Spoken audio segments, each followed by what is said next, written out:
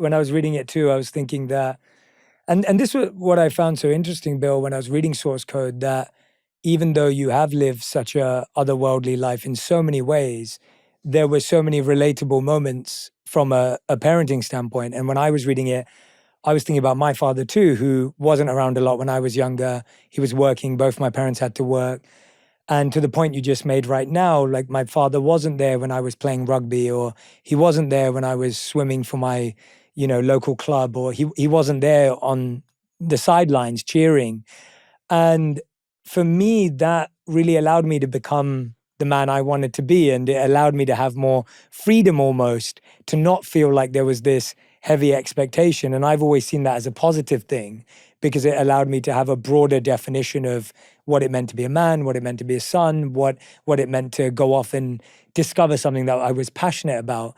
And so even seeing you kind of having your mother be the one who was almost, pushing the expectation and what the family should be, but then having a bit of freedom, it was interesting to see how that impacted you, to be able to push back, to be able to, even at one point, like you said in that letter, like parent him almost in his decision, and play that role. So it was refreshing for me to read a book about you where I was actually seeing parts of myself in certain relationships in a very relatable way. Did you ever anticipate that when you were writing it?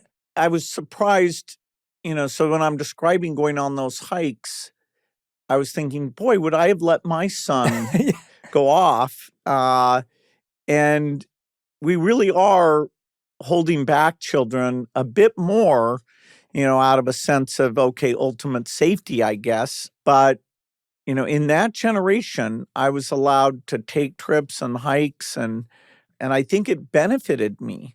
And so writing the book, I was like, wow. And you've talked with people like Jonathan Haidt about this. Yeah, I love are Jonathan. we a bit overprotecting, kids so that they don't get to make, mistakes or try themselves out or mature the way that is best for them? Do you think schools failing children?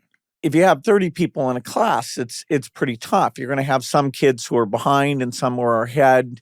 Even the best teacher has got a big challenge with that. Education, I wouldn't say, is much better or worse today than a few decades ago. We've always thought, okay, when we bring the computer in, will that helpful? And certainly if you want to find information, it's been great.